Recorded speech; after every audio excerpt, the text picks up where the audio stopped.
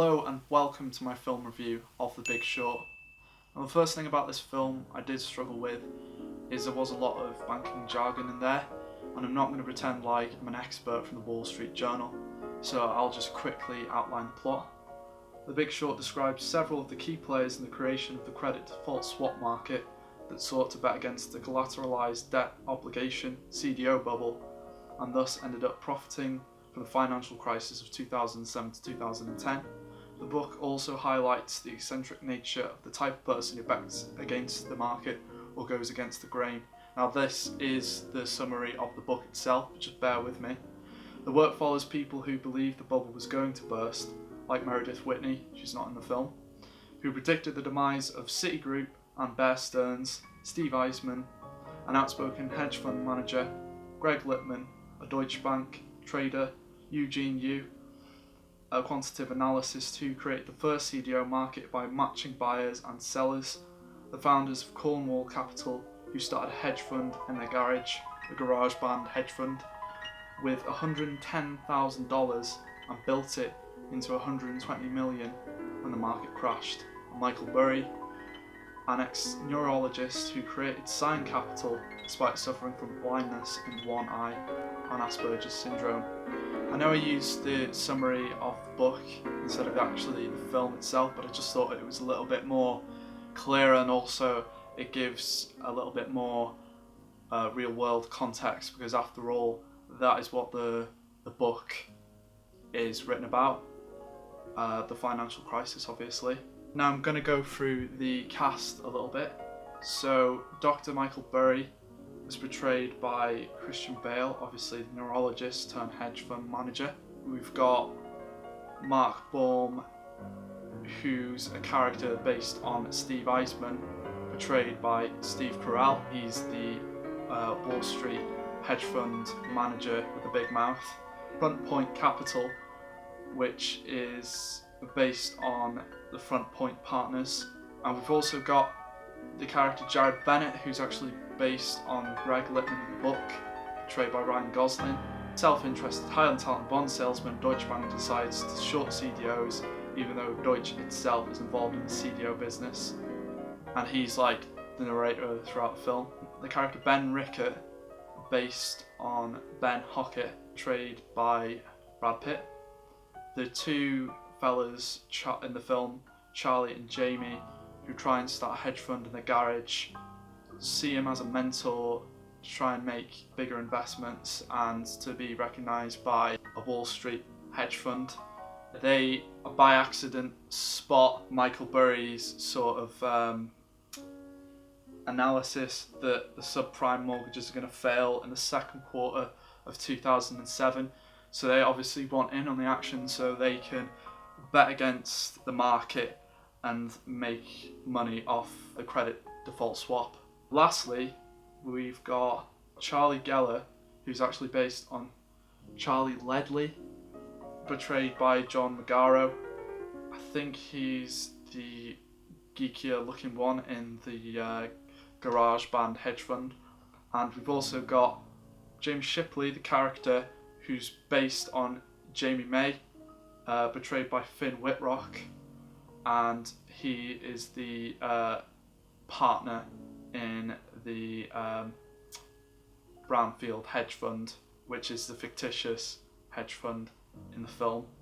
And two other characters which stood out for me, who sort of in the periphery, I think they do add a lot to the narrative, is Danny Moses, portrayed by Rafe Spall, really good British actor. He was in Black Mirror Christmas Special, definitely recommend watching that. And also we've got Vinnie Daniel, portrayed by Jeremy Strong. He's like the sort of thuggish, the thuggish looking trader at Front Point, who's had a difficult past. He's a really good actor. I wanted to clear up the narrative a little bit, and also all the characters involved, because there was many individuals involved in this complex process, a lot of deceiving by the banks themselves, and just a lot of mystery as to why they didn't act with more responsibility. And to get to the main point of a big positive about this film would be that it definitely brings you in as being a fly on the wall to the mortgage brokers' irresponsibility by selling subprime mortgages to immigrants and doing stuff like leaving the income section blank, selling several loans to strippers and promising them that their loan isn't just going to be hiked up in interest by the time the second quarter of 2007 comes in. Also, just how the hedge fund managers and also the CDO creator at Merrill Lynch, who basically explains to Steve Carell's character of the process that he goes through to create these artificial CDOs and to basically sell them when they're not worth shit, and the accumulation of all these financial products and the fact that they've been missold from company to company will impact everybody and will basically cause the collapse of the world economy. And when you leave the theatre, that feeling of sort of regret that even though 2007 was my younger days, I wish I would have been more aware as to what was going on. And I definitely think with capitalism, it puts the power of the people in such a small percentage that we're almost helpless to do anything except sort of consume and just carry on being comfortable with our lives. That feeling of alienation was definitely highlighted for me. And also another good thing that I liked about the film, the editor Hank Corwin did a really amazing job of having this slightly incoherent jump between the actual film itself and artifacts of the time like the Pharrell music videos. Also when Jared Bennett, Ryan Gosling's character, is narrating the film, going between his speech and the people like the immigrants, for example, who finally can't afford the subprime mortgages, they have to foreclose on the home, and sort of going between those pictures of distress and then the executives at places like Merrill Lynch, Goldman Sachs, and they're all celebrating and with champagne, you just feel sort of anger towards them because of the massive injustice and the way they've acted completely unresponsible, and it was clearly about financial gain, nothing else. So just a completely selfish point of view. And also another thing pointed out that's part of the narrative of the film and obviously real life is that the perpetrators of the selling of the CDOs, nobody was ever arrested for that, nobody was ever brought to justice. So even though this entire thing has gone on, there's been nobody brought to justice when it's really caused so many people to lose their jobs and ruin the economy. And I think Adam McKay as a director, I said in my top 5 anticipated films that guy knows how to do comedy. He brings a sort of breath of fresh air to this heavily condensed jargon banking world type of film by giving it sort of fresh, slight comedy skits. Like for example, when Jared Bennett has the Chinese assistant and he says, "This guy came first in a maths competition in China," and then the guy actually says, sort of breaking the fourth wall, "I actually came second in that competition, and I'm not really actually from China." Jared just likes to say it so I seem more authentic, like that. It's just a wonderful line, and it just had me crying with laughter in the cinema. There's so many moments like that, and usually when the actors break the fourth wall, I hate that in a film, but this is done very well, and I think that because of the complex nature of the film and what went on in the financial crisis, I definitely think that having a narrator helps to not sort of alienate the audience, and also bringing in famous actors like Margot Robbie and Selena Gomez, singer, to explain the different sort of irresponsibilities of how the traders would trick other companies into buying these subprime mortgages packaged as what they call an AAA, highest rating mortgage, when it's a load of shit. And something else that definitely stood out for me, like Christian Bale, the reason why he's one of my favourite actors is because he definitely puts his entire effort into sort of becoming somebody. And I've watched back a few interviews with Michael Burry, the person, well, Dr. Michael Burry, I should say. Watched a few interviews with him, and the way he's portrayed him in the film is just spot on. Sort of the micro mannerisms and his speech, his vernacular, etc., is spot on. And I think that he's just so diverse that he can go from being the Dark Knight to being this financial trading genius that made his own company out of $100,000 and turned it into 120 million, and eventually made hundreds of millions by betting against the economy, and made his investors millions as well, with being such an individual, being, you know, with Asperger's, and the way that he has a glass eye and he can't sort of understand like social concepts like sarcasm, humour, and he can't really give compliments. Like there's a line in there where he says, "I can't really understand compliments," and he says, "I like your hair, did you cut it yourself?" Which is just one little funny one-liner, but it sort of gives Michael Burry, like, he's a genuine person in himself, but to portray him in a film, it gives him that likability, and he's definitely probably the most positive protagonist of the film, and all he really wanted to do was sort of make people aware of what was going on. I think you've got to give him props for being able to sort of doing something out of your comfort zone as much as just picking up a random instrument, and be able to play it convincingly in a scene just because it's part of the character. Like, that is commitment. And also, there's definitely a chemistry between Ryan Gosling and Steve Carell. They work together on that romantic comedy, Crazy Stupid Love, and I think they've definitely bonded before as actors because there's such a chemistry between those two. And I think Jared Bennett, Ryan Gosling's character, he's an arrogant, self-interested trader who's, you know, head of a company. He somehow makes that character sort of likeable, and I don't even know how that's possible. And there's even one bit where he gets a bonus of like millions, and he says, he's like, I'm not the hero of this story. And even after you know, loads of people have lost out, but he's just made a bonus,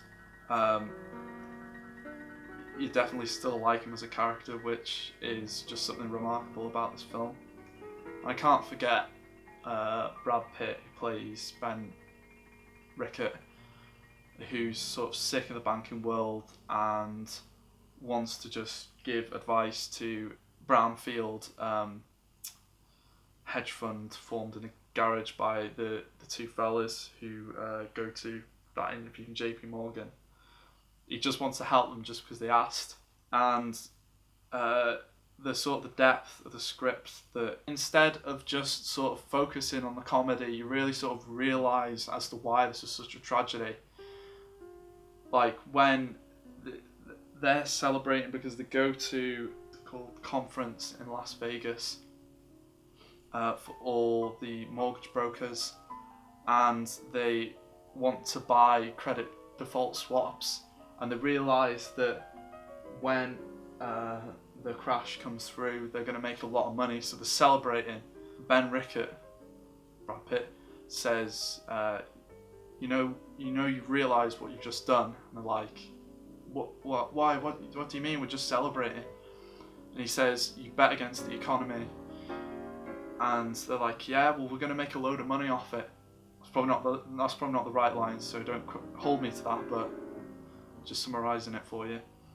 And he says, do you know that every single time the unemployment rate in America goes down by 1%, 40,000 people die? Did you know that?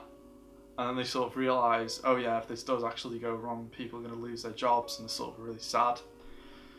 His character shows that compassion because he's obviously come away from the banking world. He's sort of horrified at their obsession over money, over people, not caring about being empathetic towards anyone else, and only caring about making a profit.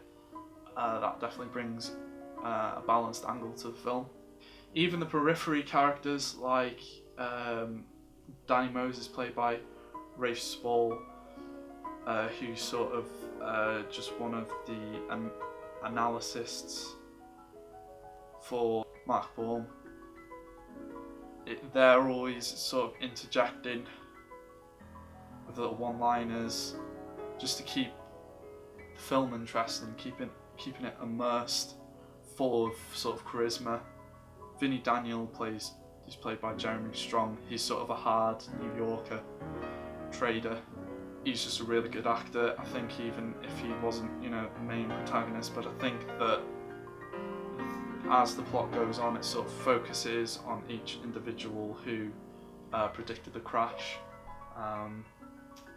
But once again, this film's full of charisma and great acting, so he definitely added something. Now, negatives about this film. I said at the start that sometimes within the actual script and dialogue on screen, you do get a little bit alienated as to not understand what the hell is going on. A film like Wolf of Wall Street, he makes fun of that by saying, by trying to explain what IPOs are, and then he says, oh, well, obviously you don't know what the fuck I'm talking about. The main point is we were going to be fucking rich. I think Adam McKay, he tries his best to help that by sort of throwing famous people in to explain, but I was definitely still a little bit bewildered at the amount of knowledge being thrown at me. That's why I really just wanted to sort of summarise the plot in just a very formatted way, just so it's cleared out and I don't have to go into too much depth. But yeah, I think that could be seen as a negative. If you're not really interested in the stock market, it could just go over your head. But at the same time, it doesn't alienate you that much that you can't even sort of glean the fact that these big banks and mortgage brokers are being really irresponsible and ripping off the economy and normal people just by taking part in the activities, selling the bad financial products off for more than they were worth. I think there's definitely a separation to the way they do it here and to another film like Margin Call. And I was looking back on that film the other day. I was just looking at the trailer because I have seen the film before, and even though it was rated really high, it was actually like 88% on Rotten Tomatoes. I really don't understand why that film was given such a good rating, and I understood straight away when I was looking at the teaser trailer, when they're trying to explain the sort of what is actually going on within the insurance company, that their stock's going to fail, that there's some fella who's pointed out a paradigm of how these shares are going to fail eventually. They don't really go into any depth. They sort of go, look at this figure here, it's wrong. But in this film, they definitely go into depth, and they're not Adam McKay's not trying to condescend because he went on a financial crash course himself. I saw him on the Daily Politics, thankfully, as soon as after I'd seen the film, and he's definitely clued up on the ins and outs of all the jargon, and they had a consultant to sort of explain everything along the way. So I do like the way he's not condescending, but he's not compromising, going into any less depth to sort of treat the audience as being stupid. And even though I did say that could be perceived as a negative, I think that the only way that could be is if you just weren't interested in Wall Street and you just wanted to sort of, even though I still don't fully understand it, you just wanted to sort of be a sheep and just be comfortable with just being oblivious to the world and not caring that the way you live and your lifestyle is controlled by capitalism and the people who are in the 1%, in a way. And how if more people would have been aware of this, then potentially we could have been rallied against and stopped. But obviously the attitude, the people going along with their lives comfortably and being one of the crowd, that's definitely the reason why people have just sort of got on with their lives and thought, what the hell's happened, when if people would have just been more aware of what's going on, then possibly it wouldn't have happened. I'd say that is the only negative, but if you just at least educate yourself before going to the film, I would definitely recommend doing that. I didn't educate myself, I should have, really. And to be honest, now that I've seen the film, I do really want to read the book because it just seems just like a very interesting real life event to be aware of, that globally we're all a part of. And I'd say one last thing before I give the rating of this film. The whole style, the colour correction, the way it sort of slightly faded to give it that less than modern feel. So there's definitely an immersion to being back in 2007 era.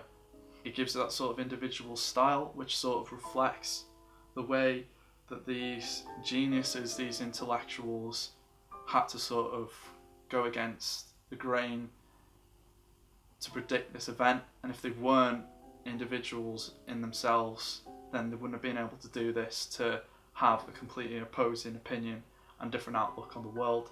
So stylistically, in terms of the editing, the visuals, how it's very sort of cut up, the editing between the film itself and almost like general pop propaganda of the time shows the sort of the attitude of how people were just going along with their lives and not realising that this financial crash was going to happen. That's a sort of a subliminal statement that was pointed out to me. It's probably just in my opinion. Now I'm going to give this film a 9 out of 10, and the reason why that is because we've got these many great actors like Ryan Gosling, Brad Pitt, and Christian Bale, and they've definitely sort of gone into their own ability and sort of come out with this really fresh portrayal of these fictional characters. The alphaness on screen hasn't been overcome, and they've not just sort of, obviously it's based on factual circumstances, so the characters within themselves can only sort of follow a linear path. But I think within portraying these individuals, they definitely showed off Brad Pitt, Ryan Gosling, Christian Bale, Steve Carell. They've showed off, especially Steve Carell. Not everybody just portrays him as a funny man, but I think that he's just shown a completely different level, an aspect of his ability that we weren't even aware of in the first place, which is why it makes this film so great. That all these actors are just bringing their A game to the film, and I'm not surprised that in terms of Academy Awards, The Big Short's up for Best Picture, Best Director, Best Supporting Actor, Christian Bale, Best Adapted Screenplay and Best Film Editing, Hank Corn mentioned as previous. It's just a really great film. It's very entertaining. I definitely recommend educating yourself before watching it. Otherwise you might be a bit bewildered about the amount of knowledge and the inner workings of trading, etc. But just as a general film goer, if you have enjoyed films that Christian Bale, Ryan Gosling and Steve Carell have been in, I'd definitely watch this because you do see a different side to them. So you don't have to necessarily be interested in banking, but just as being a human on the planet, having a perspective and an opinion on this, I think is valuable, because at the end of the day, we can't just all be sheep walking towards death, essentially. And this film opens your eyes to where the real power lies within our economy, government, behind closed doors. So if you enjoyed my film review of The Big Short, please do subscribe, and as always, I'm Happy signing out. Cheers.